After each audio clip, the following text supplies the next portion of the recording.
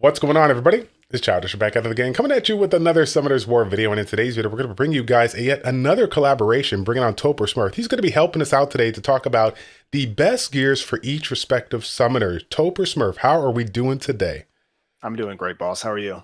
Doing good, really good. Again, just recently here, we brought on Barco to talk about, the top 3 nat 5s in the game for each respective summoner. So I'm super excited to bring you on because I think when it comes to gear, from PVE to PVP, from mid game to late game to end game, there's a lot of things going around. I think we got quite a handful of videos for bringing out to people and just kind of give them that knowledge here. So in today's video, fam, that's what we're going to get on. We're going to be focusing on ORBIA as the first one here. They're going to be bringing on 2 more videos for Kina and Cleef respectively. So I guess my first question to get on there, this is going to be a question for a lot of these global players starting out here, is that taking a look at the blacksmithing, obviously it's a big component of the crafting involved to go ahead and be late to end game and have that high end gear.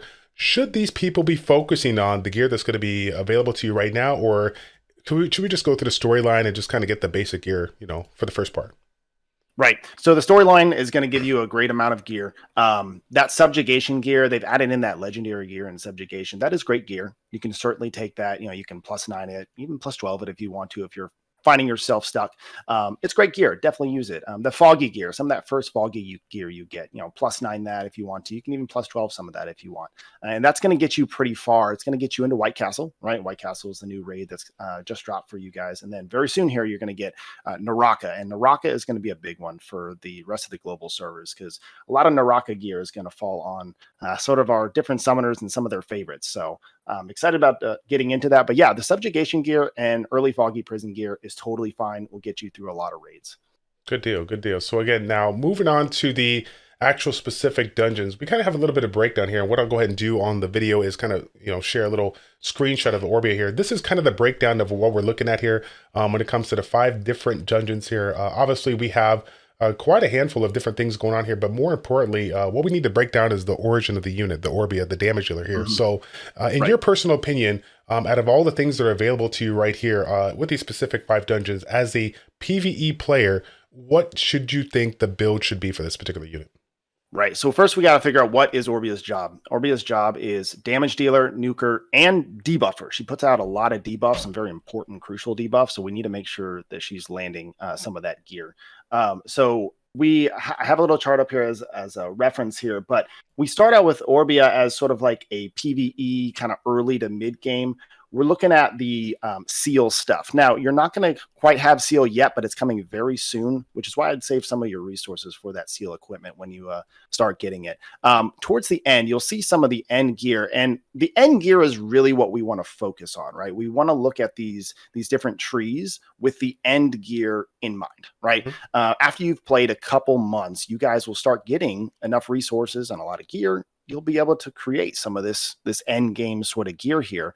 And that's really what we want to craft.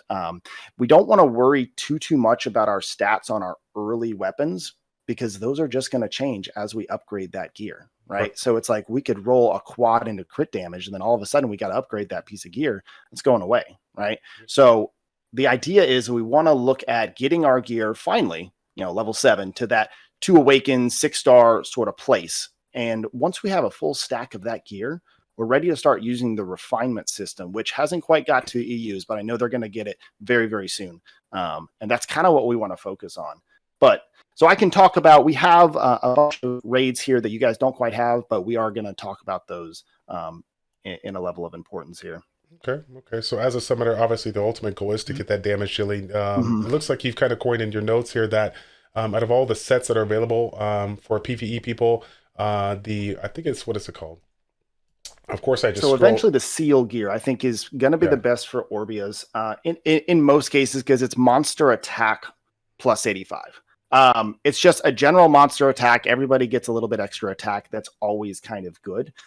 There are some other notable mentions, and that is the White Castle gear is really great because it is a +2 to your summoner active skills.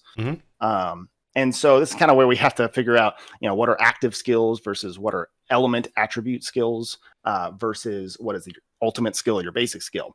So a lot of these will give you a +2, right, to your active skill, to your attribute skill, or to your basic attack skills. So White Castle particularly gives you Summoner skill +2.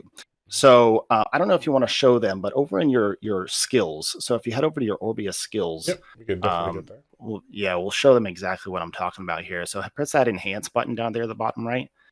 And then, okay, so over on your left-hand side, these are your active skills, right? These are extremely important for Orbia, probably more so than any of the other summoners. On the top with the different elements, those are your attribute skills, right? And then down below is all your passives. You want those maxed out every summoner. So the ones that are really in question here are the attribute skills at the top and the active skills on the left-hand side, right? So let's say Foggy, for instance. The Foggy gear is going to give you attribute skill +2. So it's going to give you 2 more little notches or 2 more little numbers there to your fire weapon or to your water weapon attribute skill. Most people don't care for these that much because they really don't give you a ton of stats and they cost a lot of skill points. So you're going to see most endgame players with those numbers very low because they've invested all of their skill points into their active skills over on the left-hand side. So kind of going on, White Castle is the summoner skills or your active skills. So Orbia is skill 1, skill 2, skill 3, right? So you'll get a +2. So right now you're at +7. That'll take it a random one to +9, right? So you're getting all that extra damage, all that extra accuracy, all that extra stats out of that skill from the White Castle raid equipment. Eventually, you guys are going to get Naraka. That's your ultimate skill +2, right? So that's the bonus on that one is your ultimate skill +2. Seal is just a flat monster attack +85, and then your basic attack comes from Twisted Marsh, which eventually, a couple weeks, I'm sure the global server will get Twisted Marsh, and so that's a +2 to your basic attack. So these are all individual bonuses that you get from the different weapons, right? And those different weapons, you kind of have to decide where do you want to put your skill points. A lot of endgame players will leave their basic attack at +8, and they'll just stay at 8, and then they'll grab, let's say, a Twisted Marsh weapon, right? Or no, they'll grab a Naraka weapon because they just so happen to, get some good Naraka weapons, and then they'll leave their ultimate skill at +8, right? So that's kind of like the choices that you got to make. Most people would say the active skills, though, skill 1, 2, 3, they're going to max those out to +10. Obviously, we're talking a little end game right here, sort of mid to late to end game, but those are kind of the thoughts that we have to have moving forward. What's nice is we can always refresh this entire screen and we can put our skill points in different places if we need to, based off of what gear we get. So weapons aren't a huge deal. It's honestly what weapons are easiest to build because this game is a material game, right? So it's all about the materials you get, and honestly, the weapons, they do a lot for you, but not as much as your sub weapons and your accessories, which, if we want to transition back over to the blacksmithing, that's kind of think where we should mostly focus. Is those different things. And I was gonna say before we get into that too, one of the things that I made a mistake along the way was just kind of like, again, looking at the substat value, kind of like some of you were saying, and focusing on that and not allowing me to like level stuff up. I'm still sitting here with like random 5-star gear that I can't get away from because of the fact that it does have really good substats here. But ultimately, I know that down the road, I'm going to have to look at specific gear, level it up, and I could potentially lose that. But the overall value they could obtain from the base stats and whatnot here, it's going to be priceless. But also the subset kind of bonus that we're going to be able to obtain as well. Right. Very good, very good. So moving on here, what was it called? The sub weapons here. You said that is again just as important, if not even more important. Right.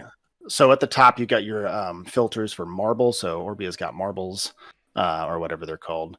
So you have a bunch of marbles from the different raids, right? Now, something we want to note, and creators have talked about this a couple times, so I just want to reemphasize it. Notice there is the branch that goes, so let's say the Elite White Castle, right? You got the 2 Awakened, goes into the 3 Awakened, goes into the 4 Awakened, but notice there's 2 different directions you can go, right?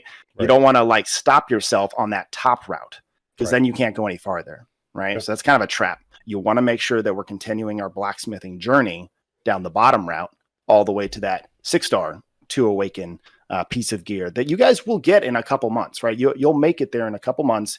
You guys are going to have a lot of these 6-star gears fully maxed out. And I definitely see that for you guys. So I was taking a look at the list that you got going on here. Foggy looks like it says Summoners damage taken, White Castle tribute damage taken. Naraka is going to be an elemental attribute skill bonus. Looks like Seal is going to be monster HP plus 1300, and then Twisted March monster damage dealt, which Mhm. is a PvP only buff, is going to be the +6 here. So, Right. in your humble opinion, out of the 5 dungeons that are available, which one do you feel is the one that people should be considering as they're transitioning from like early to mid game as far as like Right. marbles go? So transitioning early to mid game, honestly, it's the foggy gear, the foggy sub weapon. The foggy sub weapon is summoner's damage taken down minus 4.5%. So that's your overall damage. It's not a specific element damage. It's not a specific type of damage or whatever. It's just damage taken down, right? And that's very good for Orbias, as Orbias, as you know, are quite squishy. A lot of people are having to build their Orbias tankier because they're getting one-shotted in arena. So that summoner taken damage taken down is honestly really good, minus 4.5%. You can't really go too wrong with a lot of these other ones. Summoner attribute damage taken down, okay, from White Castle. Element attribute skills down, let's see. And then there's monster HP plus 1300 from Seal. That's the Seal one's pretty good too, right? You can get the plus 1300 to your HP sort of monsters, which Orbia typically takes a lot of those tankier monsters with her because she needs that protection. So Seal monsters HP is plus 1300. That's pretty good from the Seal as well. And then across the board, Twisted Marsh ones are all PvP, right? I wouldn't focus too much on your Twisted Marsh gear just yet. You'll get Twisted Marsh gear eventually. Right.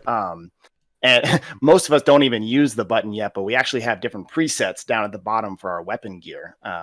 And so when you're on that weapon choice selection before you go into a dungeon, there's a little preset button. I've only got the one preset. I've never made a second preset because I don't have enough resources to make a whole nother preset. Yeah, I was gonna say I don't think I have either, so. Right? Most people haven't, right? No, but we'll no, get no. there eventually. Right. But the idea would be is to have a PvP preset, later on, a couple months down the road for most players, and then having a general PVE dungeon Galagos sort of set, right? That they can do a little bit more damage, a little bit more nuke damage. But Orbias in PvP, they really like that monster damage dealt from the sub weapon. And yeah, so Twisted Marsh tends to be your PvP set. Gotcha. So let me ask you this, because I mean, obviously the primary weapons and the sub weapons are super important, and you made an argument about the monster's HP for 13 and Seal. It's really good as well. One of the things that I really noticed early on in the game is that these resources, they come all too like too thin, right? The amount of resources that you need to build some of these up here, it's going to be really, really hard to get. So I mean, would you say, in your humble opinion, like if you're going for the Seal weapon, while the Seal sub weapons might be a nice choice here, ultimately you want to save the resources to build that Seal weapon first, and then utilize, like you said, the foggy one there for the time being, and then maybe down the road, if you're looking to get a little more HP on your units or improve the combat power or whatever like that by means of the sub weapon Seal, then kind of go that route. Yeah, that's definitely a great way to think about it. The Seal stuff is quite expensive. Twisted Marsh stuff is quite expensive as well. So Foggy and White Castle and even Naraka gear. A lot of people like Naraka gear because they find that the resources are a little bit easier to come by. So a lot of people tend to lean towards Naraka weapons actually for that reason. So yeah, the resource game is big. So that's why we kind of steer clear of Seal sub weapons and even Seal accessories in most cases. So. Yeah. Speaking of accessories, I think that's going to be like the number one thing to kind of talk about. It's super easy to break down like sub weapon, primary weapon, but ultimately there's so many ways of like min-maxing your unit to get the most value out of it that I think this is going to be probably the fun one, probably the one that everyone's going to be tuning in. So before we even get into it, for the new players that are coming into this game, let's break it down. 4 different accessories. What kind of substats can you get all these? And then ultimately, your personal opinion, your personal advice on the best way to go about substats when it comes to Orbia.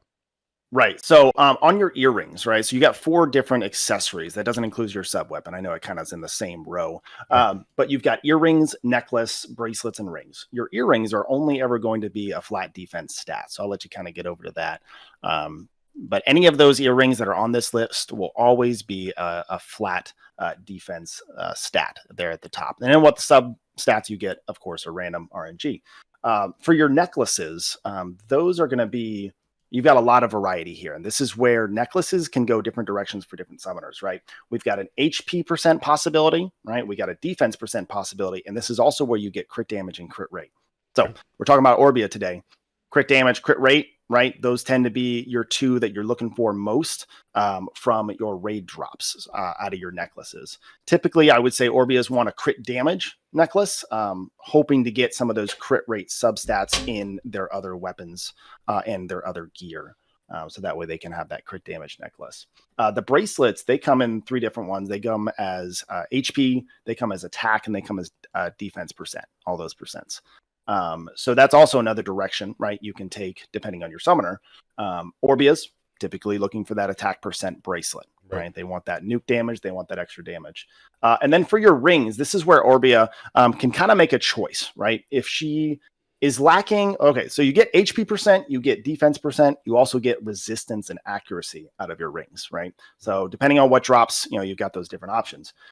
Orbias do kind of like HP percent. They need to be a little bit tankier to continue to put out those debuffs and continue to put out that damage that she does. But she also really needs accuracy. As a debuffer, she is extremely crucial in landing strips and landing debuffs, those essential defense breaks. All those kind of things are what Orbia is really good at, and she needs accuracy to do that. So some players might opt for that accuracy ring, right? Some players might opt for that HP percent ring, depending on what they get in their substats. I don't think you can go too wrong with either one as an Orbia, because you're going to benefit from accuracy and you'll also benefit from HP. So it's kind of, you just see the options and you kind of just have to decide based off some of your other gear, which sort of direction you're going. Right. And let me ask you this to kind of put a spin on it here. While we're going to get ourselves a wide variety of gear overall, not every single piece of gear is going to have the primary stat that we're looking for. So if you're one of those people out there that get the, maybe a defense percentage versus attack percentage, but maybe you get the right subsets you're looking for, do you still invest into it, or do you make the optimal choice and wait until you get that right primary stat so that you can invest down the road, make it a 6-star, and get the total value? Yeah. Early game, mid game, even, you're going to have, a set of Foggy, a set of Subjugation, maybe even a set of White Castle gear that you're not necessarily planning on using till end game, but you just need it, right? You needed to get through Naraka. You needed to get through Tower of Ascension. That's fine. Plus 12 some of that gear. Once we've got a solid group of gear that's getting us through most content, this is where we need to start thinking about our end game. We need to start thinking about these 6-star gear and accessories and sub weapons at the end. So like you were saying, like, let's say you're an Orbia and you get a defense percent, ring that drops. It's got incredible substats. But again, remember, that defense is going to stay. That defense percent is going to stay all the way up as you upgrade that. Those substats are going to change all the way up until you finally get to that 6-star to awaken. So the idea is really get to that 6-star to awaken. And then depending on what those substats are, they might be good. Probably not. We're probably going to have to refine it, as most players have to do, to get the maximum benefit out of those 6-star weapons and 6-star gear at the end. So taking a look at the accessories that are available in play when it comes to the actual bonuses that we can obtain. Foggy Prison gives you defense, White Castle HP, Naraka attack, CO gives the monster defense, and of course Twisted Marsh again giving the damage taken here reduction. Obviously, we've already said kind of from the previous sub weapon and whatnot that the Twisted March is very, very PvP focused. But when it comes to PvE, what's your take on this? Do you go for that little bit of attack there from Naraka, or do you go for a different set? No, you got it. The set you got right there on the screen, that's the set you want, is that Naraka set. Relatively easy to build. The resources come by relatively easy. If you're doing your farming every day and doing your raids every day, you'll get plenty of gear. You'll get plenty of materials. Eventually, when Seal comes out, you'll need some of that Seal resources as well. You actually need Seal resources for every one of those 6-star weapons as you're upgrading it. So you can't avoid Seal. You still have to do it to get those. But yeah, the Naraka set for Orbia is certainly going to be the best one. Gotcha. And in addition to that, was there any and all other mistakes that you made along the way? Some of the things that you can share with people that maybe they didn't realize when it comes to Orbia that they should consider moving forward and building their unit up? Honestly, it's just kind of taking a lot of gear, some Naraka gear, some White Castle gear, and really trying to plus 12, plus 13, even try to go plus 14 on some of that gear. And the stat, like you said, the main stat wasn't quite the one that I was looking for, but it had good substats. And just not realizing that there was an end goal, right? Taking too much of a short-sighted look at my gear and investing so much into that gear, random gear, and not having any sort of end goal in mind. Weapons, you can't go wrong too much. we'll put a link somewhere to kind of this chart so that you guys could see it if you want. But it's really the sub weapons and the accessories that you guys really need to focus on. Sub weapon for Orbia, I honestly think Foggy. You can kind of make your own decision based off the charts and based off of some of the numbers. I think Foggy is going to be the best. Summoner damage taken down minus 4.5%. And again, I've talked to a lot of different people and they've been giving me this advice as well. You know, I'm not an Orbia main or a Kina main, so I want to make sure I got, you know, the opinions of the top level PvP players. And then as far as accessories go, for just kind of overall general Orbia, is definitely that Naraka set. Now, Summoner attack plus 185, definitely a really good set of accessories there. And then finally for PvP, eventually, guys, you're going to use your PVE set in PVE, right? Or in both content, right? It's not really till late game that we really start making several different sets for different types of content. We just don't have the resources right now. So it's going to be a year down the road till we're making, you know, different sets for different things. But unless you're a whale, right? Yeah, unless you're a whale, you're there right now. So yeah, you're pretty much there. 3 sets. You're pretty much there. Good deal. Good. So once again, I do appreciate you taking the time to get us this insight. As you guys know, the information that comes with regards to these videos and try to figure out how to min-max your summoner, there's a lot of great information out there. This is just a small amount of information that we're going to be provided for you on our 3-part series here featuring TopherSmurf. But if you guys can do me a favor, show your support, check out the one and only TopherSmurf in the description down below. He has a ton of great content that you guys can benefit from. But more importantly, and again, of course, we haven't talked about this on the side here, TopherSmurf, I want to give you the credit where credit is due. For one of the people out there that are relatively new into the YouTube content community, I've never seen anybody do your content, make your videos as professional as you do from start to finish. It's polished, it's crisp, and it's what people need when looking at specific material in this particular game here. We, as a content creators, it's super hard to kind of bundle everything in our head and just kind of put it out there and make it nice and, you know, smooth. But you figured out a way to do it, and it shows. I just want to give you that credit there, man. I appreciate it. It's a lot of time spent, but I really appreciate that people are noticing. Yeah, definitely, guys. So again, thank you guys so much for watching. As always, like the video, subscribe to the channel, and TopherSmurf and I will see you in part 2 of our Summoner Gear series. We're out.